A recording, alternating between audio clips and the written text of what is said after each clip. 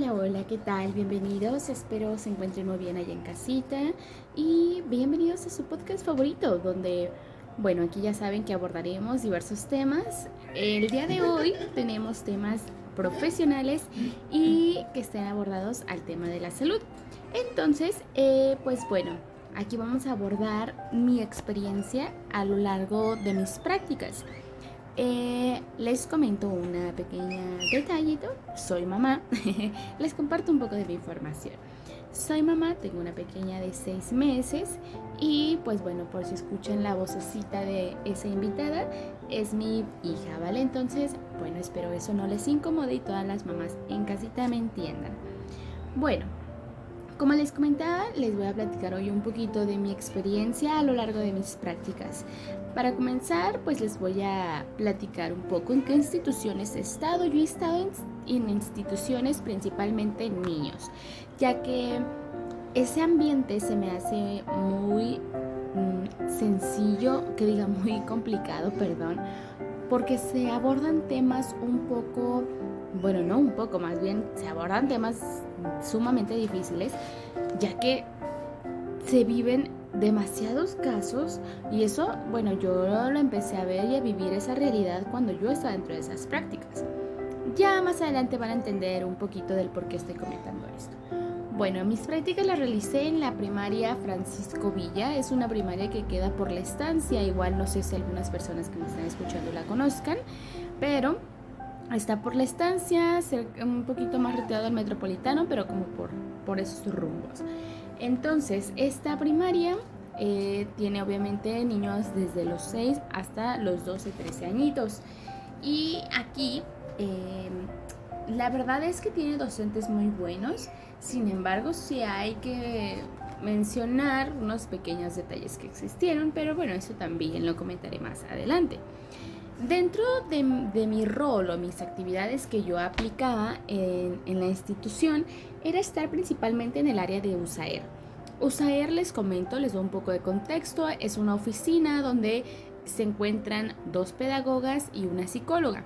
Estas pedagogas, obviamente, junto con el apoyo de la psicóloga, se encargan de evaluar tanto los expedientes de niños que nada más tienen problemas de conducta, como expedientes que tienen niños en algún programa de lenguaje, de aprendizaje, de memoria, entre otras situaciones. A lo mejor si su atención no la focaliza o no está fija en el alumno, también le dan actividades y le ponen a hacer diversas tareas para que éste se vaya adaptando un poco más y no le cueste tanto rendimiento académico.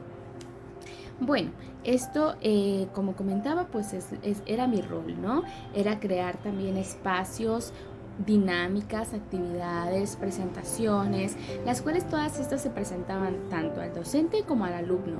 ¿Esto para qué? Para que se cree una mejor armonía, un mejor ambiente, porque en algunas aulas la verdad es que existía un humor y unas conductas sumamente feas. Esto yo sé que no me tengo que expresar así, pero pues es la verdad. Simplemente no, los alumnos no tenían límites. Esto depende mucho del maestro. Considero que si el maestro, docente, no tiene límites con sus alumnos, los alumnos lo sobrepasan.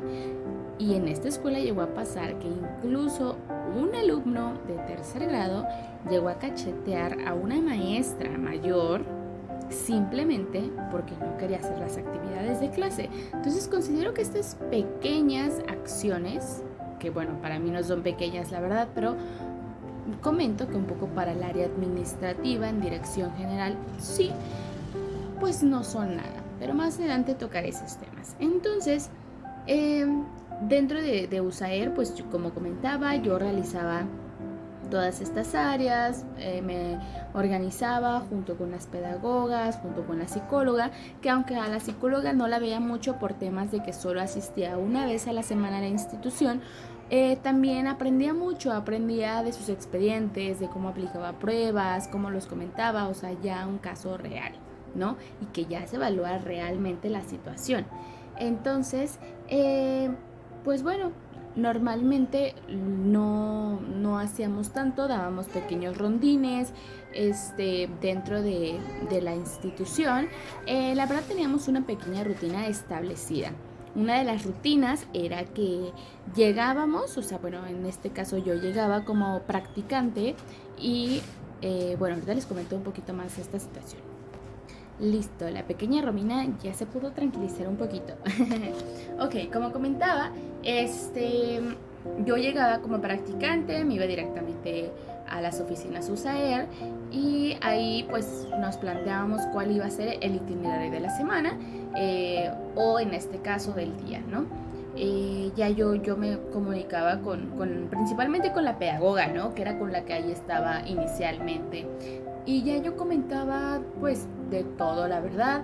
Ella me comentaba, mira, el día de hoy vamos a dar el primer rondín, nos vamos a ir a tal aula, vamos a aplicar tal prueba, vamos a hacer tal actividad, hay que estar observando el grupo, hay que checar las medidas conductuales, hay que checar a tal niño con código rojo. El código rojo significaba que son niños que de verdad tienen un problema grave en violencia y en agresividad. Esos eran los códigos rojos. Y al menos había, uno por salón. Entonces, imagínense ustedes, existe sexto A, sexto B, primero A, primero B. Entonces, ¿cuántos salones habían o tenían un niño por violencia o que agredía? Entonces, sí había y son casos reales y números reales, los cuales yo me sorprendí cuando de verdad estuve presente en esos casos. Yo dije, ¿cómo es posible que existen todos estos casos? O sea, yo la verdad les he de confesar, yo no salía de mi burbuja, yo simplemente pues me quedaba en, ay, ¿cómo crees? O sea, sorprendidísima. Pero bueno, sí prosigo, ¿verdad? Después de ya saber cuál iba a ser el itinerario, primeramente pues nos dábamos el primer rondín, asistíamos a un aula y ya en este rondín lo que se hacía era hacer una actividad, le mencionábamos al docente que íbamos a hacer esta actividad para que los niños se pudieran relajar y entrar bien a sus clases, ¿no? El docente estaba de acuerdo, hacíamos junto con las pedagogas, porque yo estaba, como comentó, un poco más con la pedagoga que con la psicóloga por las cuestiones que ya mencioné. Pues bueno, yo estaba con la pedagoga, estábamos realizando la actividad, ella sí me comentaba lo que tenía que hacer, me decía antes de entrar, oye, necesito que en esta aula, no sé, observes la conducta de tal niño. Necesito que en esta aula observes las reacciones de tal y tal infante, o incluso necesito que observes cómo se comporta la docente, porque también existía un caso en el cual la docente era la problemática del aula y no los alumnos. Entonces, como que todas estas cositas, la verdad a mí me llamaron mucho la atención, porque dije, en ocasiones no simplemente es el alumno como uno lo llega a creer, también tiene que ver la autoridad y los límites que aplica este mismo dentro del aula. Ya para el segundo rondín, la verdad es que ya no era tan pesado, si así lo queremos llamar, porque la verdad era solo estar evaluando, era evaluar las conductas, lo que mencionaban, las tareas, como que todas estas cuestiones. Y ya después en el tercer rondín íbamos por los niños que necesitaban como realizar alguna tarea o cuestiones específicas, que la psicóloga tuviera que realizarle alguna prueba muy específica. Bueno, íbamos por esos niños, los llevábamos a la oficina y ya les aplicaban lo que les tenían que aplicar. La verdad me pareció muy buena su logística en esas oficinas. Sin embargo, considero que al estar hablando, bueno, cuando me presenté con los maestros, lo consideran muy bajo, ¿no? Lo consideran esas herramientas solo como una ayuda, como, sí, ahí está la pedagoga y la psicóloga, pero ellos nada que ver, solo un cero a la izquierda, ¿no?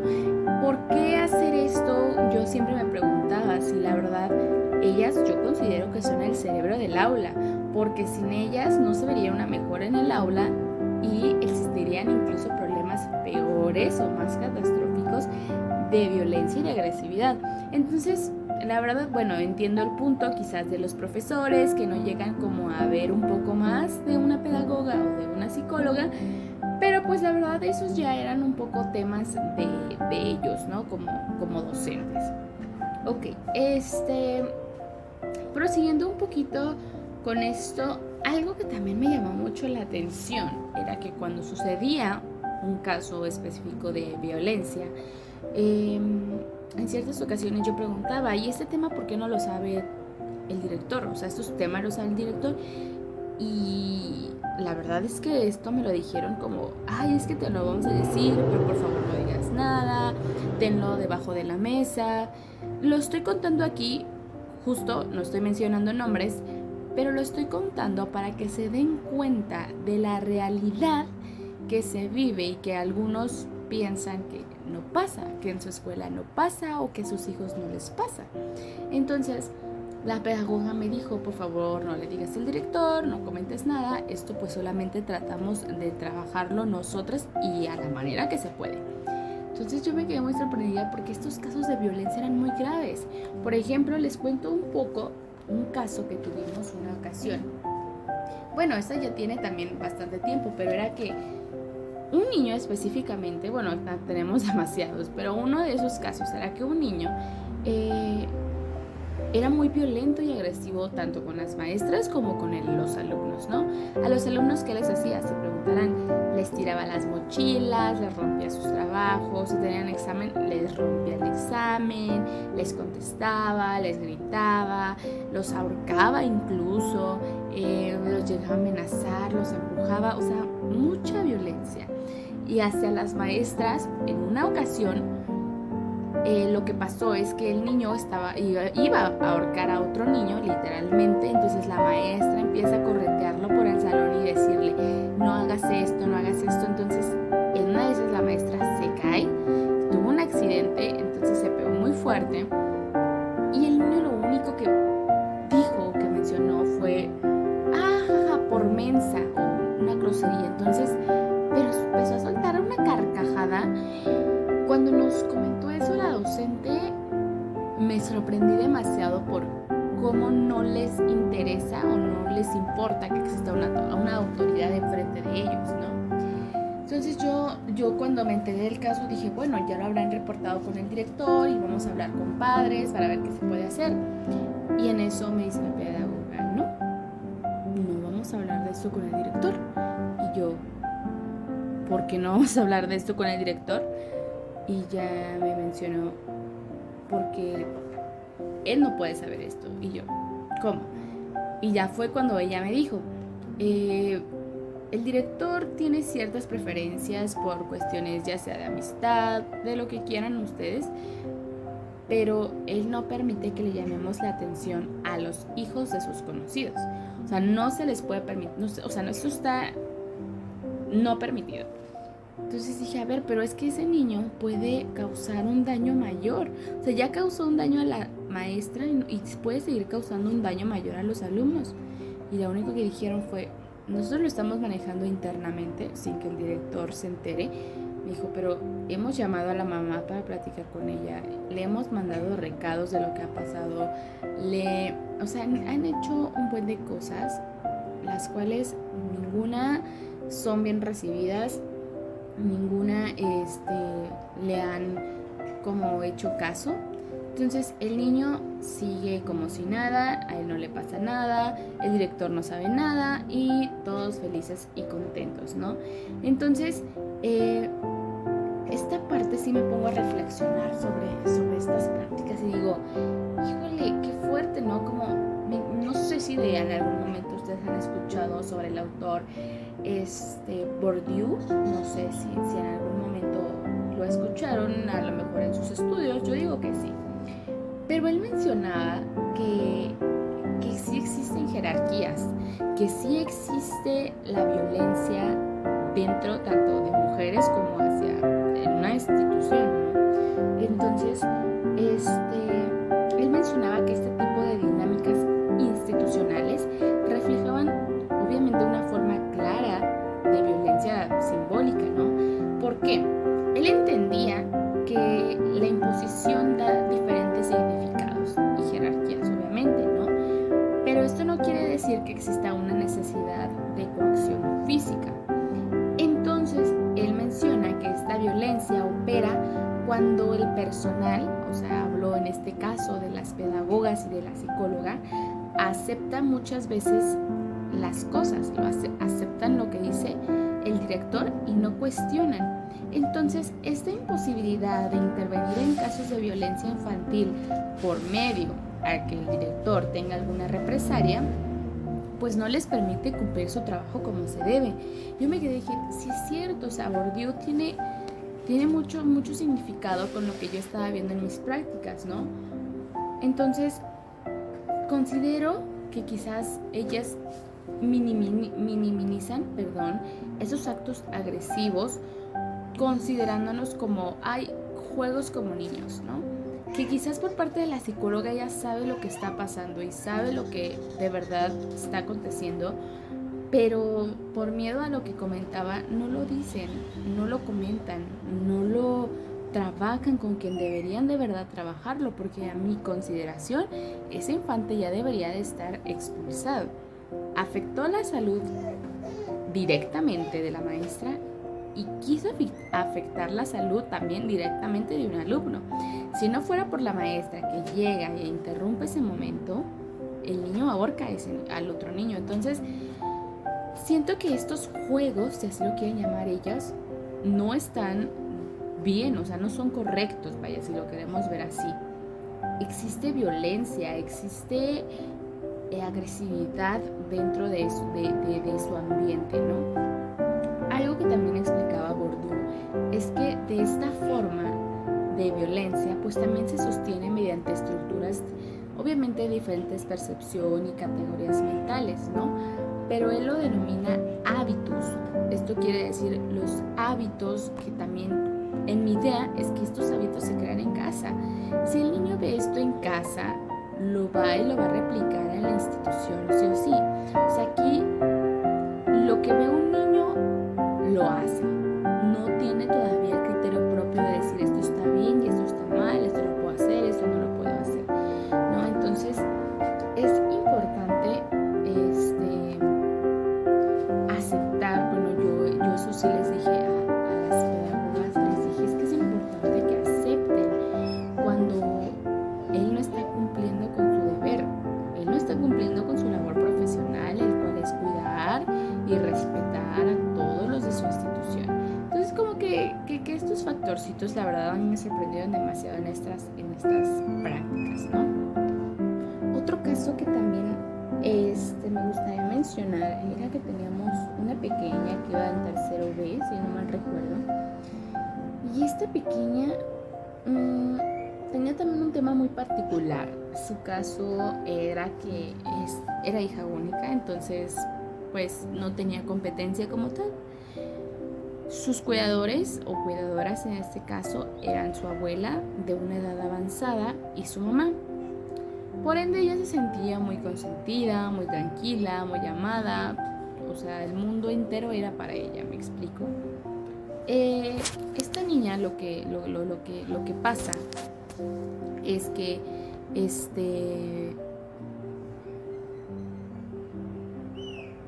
llega un punto donde ella empieza a ejercer demasiada violencia en su escuela. En una ocasión, en mi caso, yo estaba incluso presente, yo estaba observando la clase dentro del aula, mientras la pedagoga estaba haciendo una actividad muy tranquila, de relajación y todo, y esta pequeña acción, esa sí fue una pequeña acción, pero fue que levantó su tenedor o cuchillo, no me acuerdo qué era, y literal hizo la maniobra de como si me lo fuera a clavar en el ojo, porque yo estaba sentada a unos escasos metros de ella. Entonces ella quiso como decirme, tenme miedo, ¿no? Cosa que yo nada más me le quedé viendo, no hice nada, no le dije nada, y ya ella vio que yo le di una mirada muy fuerte. Entonces lo que hizo fue darse la vuelta y se sentó. Pero esto no acaba aquí. Días antes, el caso es que ella tenía un tenedor y ella también quería encajárselo en el ojo a su compañera. Si la maestra nuevamente no llega en el momento que tenía que ser, ese tenedor ya estuviera dentro del ojo del niño, o sea, no se hubiera esperado más. Entonces, esta situación, pues obviamente a mí me sorprendió demasiado, me sorprendió que todo en conjunto de estos casos, pues es una realidad que se vive en el hoy, en el ahora, es una realidad que a veces no nos damos cuenta, a veces no nos percatamos de lo que realmente está pasando. Bueno, yo como madre puedo decir, de verdad me doy cuenta de lo que está pasando a mi alrededor. De verdad me doy cuenta de lo que puede ser capaz incluso mi hija. Digo, mi hija ahorita tiene 6 meses, pero quizás tú que me estás escuchando en casa, tu hijo puede llegar a tener 10, 8, 6 años. Tú le preguntas cuando llega de la escuela y le dices, ¿qué tal? ¿Cómo te fue? ¿Cómo te trataron tus compañeros? ¿Qué me puedes comentar? ¿Has visto algo extraño? ¿No? Todos ya pasamos por un proceso en la escuela y sabemos que sí o sí existe el bullying. Pero ese sí o sí que existe el bullying tiene que parar. Eso no puede seguir ocurriendo en escuelas. Y esto depende mucho, me doy cuenta, del docente. ¿Por qué incluye del docente también? Tiene parte que ver, porque como comentaba, en una de las aulas que también llegué a visitar, existía una maestra, una docente, la cual entrando, o sea, yo dije, pues es el primer día, pero esto no sucedió todos los días que yo entraba con ella, ¿no? Entonces, justo entrando con ella a su aula, tenía un caos en su escritorio. Tenía su café, su refresco, su comida, tenía alumnos sentados encima de su escritorio. No tenía un límite, tenía un caos. Ella estaba en el teléfono, los niños hacían lo que querían, tenían un completo desmadre, disculpen la palabra, pero en todo el aula. Entonces, ahí uno se da cuenta el nivel de autoridad que te tiene. Si tú, imagínate esta situación que te acabo de describir, tú ves esta situación, ¿qué vas a pensar de la maestra? ¿Que es organizada? ¿Que es planificada? ¿Que tiene límites? ¿Qué es lo que pensarías? Yo la verdad pensé todo lo contrario de lo que acabo de mencionar. Absolutamente nada de organizada, súper desorganizada, no tenía límites, no ponía esta barrera de autoridad de decir, de aquí para acá soy maestra y de aquí para acá ustedes son alumnos. Y esto no lo quiero decir con temas de superioridad, más bien lo menciono porque sí es importante que los maestros coordinen como debe de ser a sus alumnos. ¿Esto para qué? Para que no exista más violencia, al menos en un aula. Llegué a visitar otra aula donde el maestro tenía perfectamente a todos sentados, poniendo atención, con autoridad, con límites, con organización. O sea, se veía una planificación en su aula y creo que el punto también es la comunicación. El profe tenía mucha comunicación con ese equipo, con ese grupo, perdón. Entonces, a ver, chavos, vamos a hacer esto, ustedes me van a planear esto, y me lo van a entregar. O sea, bueno, porque yo estaba en una clase y los alumnos, sí, profe, sí, esto, sí, el otro, o sea, como si nada. Entonces aquí podemos ver los dos polos opuestos que se encuentran, ¿no?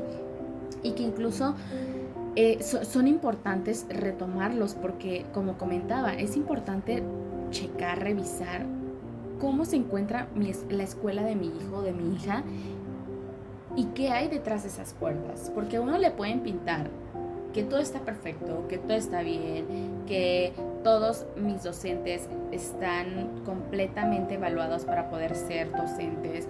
O sea, yo te puedo pintar una planificación perfecta, sin embargo, ¿quién te va a decir la verdad? ¿Quién te va a mencionar, sabes qué está pasando esto dentro de la organización, dentro de la institución? Entonces, es importante saber y tenerlo en mente y preguntarnos cuánta violencia está existiendo en la escuela de mi hijo, porque te aseguro que de que hay violencia, agresividad y bullying, lo hay. Eso te lo puedo asegurar. Pero, ¿qué hay detrás de esa puerta? ¿Qué hay detrás de lo que le está pasando a mi hijo, a mi hija? Porque estos casos yo quizás te puedo estar hablando de alumnos que yo conocí, que no tienen ningún parentesco conmigo, pero esa niña es hija de alguien y agredió a otra hija de otra persona.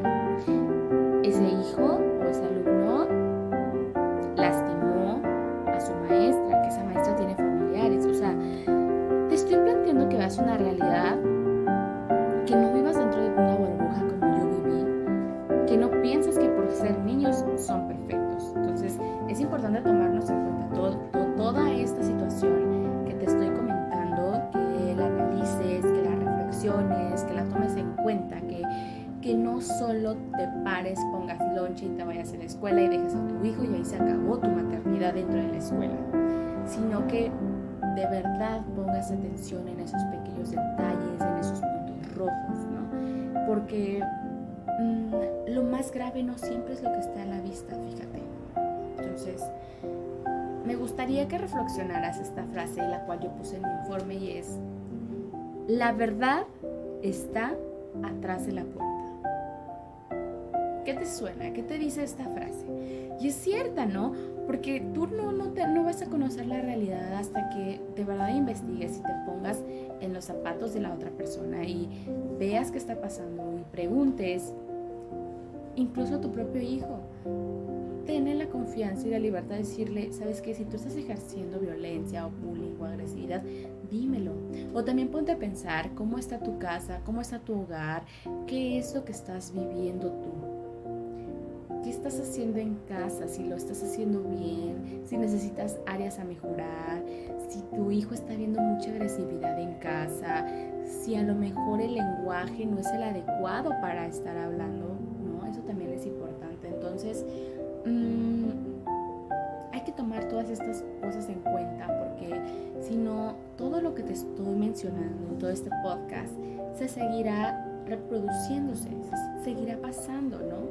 Entonces hay que romper ese silencio como un acto de justicia hacia las personas que ya les pasó algo, ¿no? Que quizás para ti puede ser: sabes que no es tan fuerte lo que me estás platicando, porque quizás ustedes conocen algún acto más fuerte, pero para mí sí fue esta reflexión me sirvió para conocer mi realidad, para conocer que el mundo de niños no quiere decir que porque sean niños todo sea perfecto.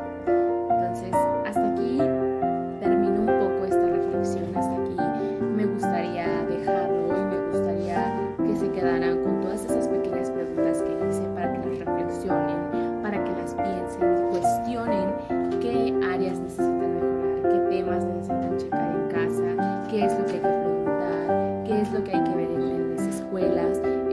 Porque yo estoy hablando desde mi perspectiva en experiencias de prácticas en esta institución, ¿no? Pero hay que también preguntar a otras practicantes qué es lo que han vivido, qué es lo que han encontrado en una institución, qué violencias han visto o incluso les han hecho a ellos mismos, ¿me explico?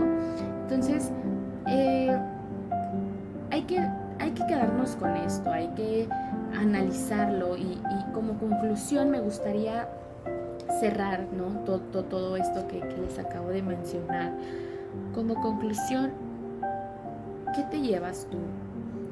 ¿Qué podrías tú mejorar en casa como para que esto ya no siguiera pasando? ¿Qué propuestas propones, no? Entonces, en conclusión, sabemos que nada es perfecto en esta vida. Todo es un sube y baja, todo es un vaivén, tanto en emociones como en casos. Tu hijo crece y todo pasa, pero ¿qué estamos cometiendo nosotros? También preguntarnos si nosotros estamos cometiendo violencias, ¿no? Porque no sé si han escuchado también de otro autor, que se llama Foucault. Perdonen ustedes si no lo estoy diciendo bien, pero él menciona algo muy importante, que es lo que estuvimos viendo a lo largo de todo este podcast, y es que el biopoder es la forma de ejercer sobre todo, ¿no? Ya que esta regula y controla tanto cuerpos como poblaciones bajo una normalización muy arraigada, ¿no? Entonces, en este contexto, he tenido todo este contexto, un sistema escolar es como operar una red de vigilancia y control, ¿no? Entonces, aquí quien decide qué entra y qué sale es el director. Él es quien puede decidir y quien puede intervenir, ¿no? Sin embargo, aunque las otras personas quieren ayudar, apoyar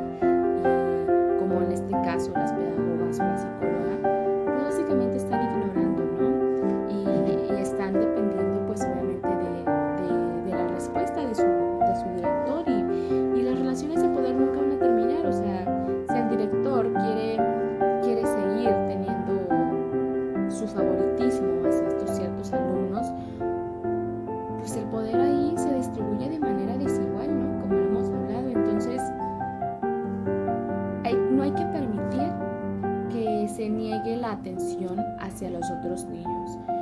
No hay que permitir que estas conductas violentas sigan ejerciéndose. Entonces, este es un claro ejemplo, ¿no? Por ejemplo,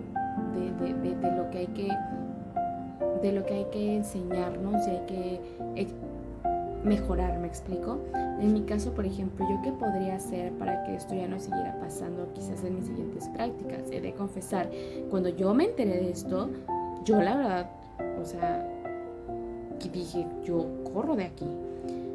Pero pensándolo bien y tomándome ese tiempo de reflexión, de tranquilidad, puedo decir que me gustaría en particular hacer algo que todavía no les puedo decir, pero sí hacer algo, regresar quizás con otra iniciativa, con otras propuestas a esa institución para mejorar esas áreas de oportunidad y mejorar los actos de violencia, o sea, mejorar en el aspecto de que disminuyan. No te puedo decir que a un 100%, pero me gustaría aunque sea empezar con un 30%. Entonces, en conclusión, pues me quedo con eso y déjame aquí abajo tus preguntas, tus comentarios, tus dudas, tus sugerencias ante todo esto. Obviamente aquí lo vamos a estar leyendo. Espero te haya gustado este podcast. Y pues bueno, nos vamos de aquí, nos vamos con la compañía de Romina. Espero les haya gustado. Y pues bueno, muchísimas gracias por su escucha y nos vemos en la siguiente. Bye.